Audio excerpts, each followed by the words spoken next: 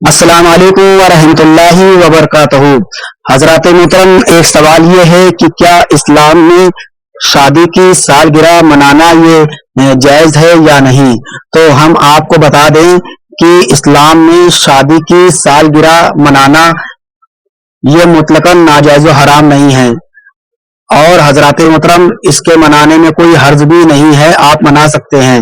لیکن حضرات محترم، اگر آپ نے اپنی شادی کی سالگرہ میں یعنی ویڈنگ اینیورسری میں اگر آپ نے کچھ ایسی خرافات کر لیا، مثلاً ناچ گانا وغیرہ جس طریقے سے لوگ رقص کرتے ہیں، تو اس صورت میں وہ ناجائز و حرام ہو جائے گا۔ اور اگر آپ نے سالگرہ والے دن اگر کچھ ایسے کام کیے جس طریقے سے کیک وغیرہ میں موم بتی وغیرہ لگا کر لوگ پھونک کر کے کاٹتے ہیں، تو یہ بھی ناجائز و حرام ہو جائے گا، کیونکہ یہ یہودی اور نصرانیوں کا شعار ہے، اور مذہب اسلام میں کسی غیر قوم کی مشابہت کرنا یہ ناجائز و حرام ہے۔ اور ایک حدیث شریف میں میرے آقا صلی اللہ علیہ وسلم ارشاد فرماتے ہیں، جس نے کسی غیر قوم کی مشابہت کی،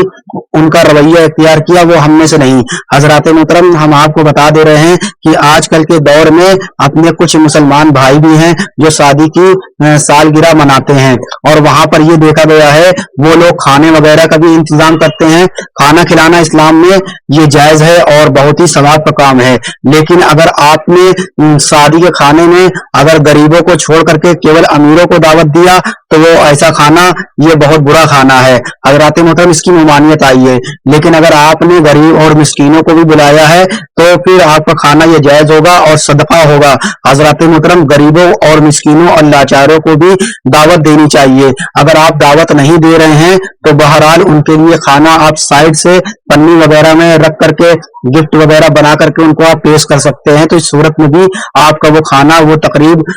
بھی آپ کے لیے جائز ہو جائے گی۔ حضرات محترم، آج کل کے دور میں یہ دیکھا گیا ہے کہ بہت تیزی سے لوگ مسلمانوں گھروں میں لوگ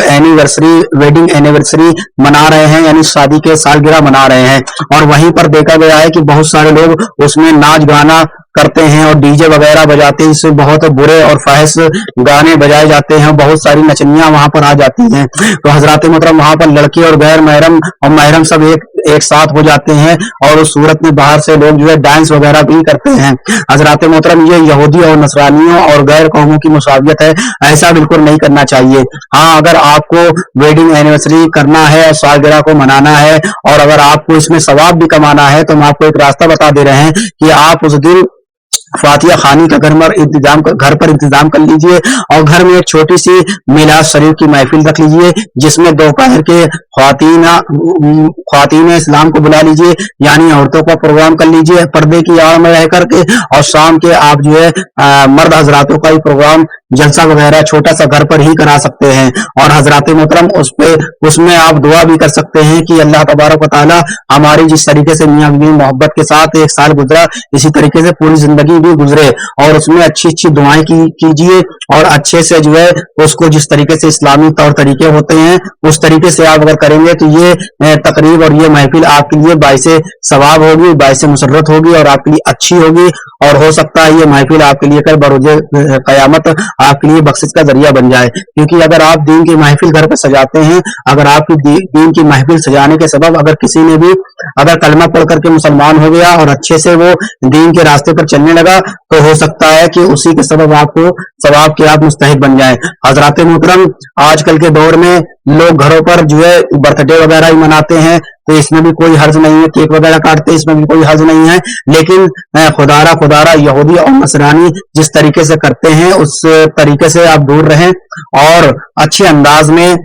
کریں، اور پاک اور صاف کپڑے پہنیں، اور عطر وغیرہ لگا کر کے خوشبو وغیرہ کر کے گھر کو